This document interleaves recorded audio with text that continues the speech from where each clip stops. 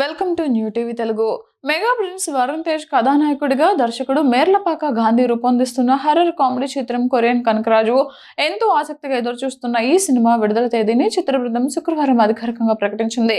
ఈ చిత్రాన్ని 2026 ఆగస్టు 7న ప్రపంచవ్యాప్తంగా థియేటర్లలోకి తీసుకురానున్నట్లుగా వెల్లడించింది. ఈ మేరకు వరుణ్ తేజ్ తన ఎక్స్ ఖాతాలో కొత్త పోస్టర్ను పంచుకుంటూ 2026 ఆగస్టు 7 ఎంటర్టైన్మెంట్ గ్యారంటీ అని పేర్కొన్నారు. భారీ బడ్జెట్తో రూపుదిద్దుకుంటున్న ఈ సినిమా భారత్ కొరియా నేపథ్యంలో సాగే కథతో విభిన్నమైన హారర్ కామెడీగా ప్రేక్షకులు అలరించనుంది. ఈ చిత్రంలో వరుణ్ తేజ్ మునుపెన్నడూ చూడని వినూత్నమైన పాత్రలో కనిపించనున్నారని సమాచారం.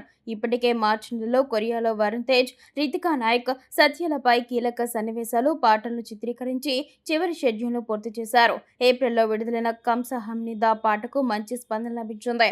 వరుణ్ తేజ్ పుట్టినరోజున విడుదలైన టైటిల్ గ్లిమ్స్ సినిమాపై అంచనాలను భారీగా పెంచేసింది. గ్లిమ్స్ ప్రకారం కనకరాజు అనే వ్యక్తి కోసం కొరియన్ పోలీసులు ఓ ఇండియన్ ఫోటోగ్రాఫర్ను చిత్రహింసలకు గురిచేస్తారు.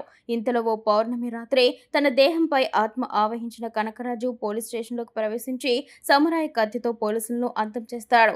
ఈ ఘటన చూసిన ఫోటోగ్రాఫర్ ఈ కనకరాజు మన కనకరాజు కాదు అనడంతో కథపై ఉత్కంఠ పెరిగింది. ఈ చిత్రానికి తమన్ సంగీతం అందిస్తుండగా మనోజ్ రెడ్డి కాటసాని సినిమాటోగ్రఫీ, సత్యజీ ఎడిటింగ్ బాధ్యతలు నిర్వర్తిస్తున్నారు.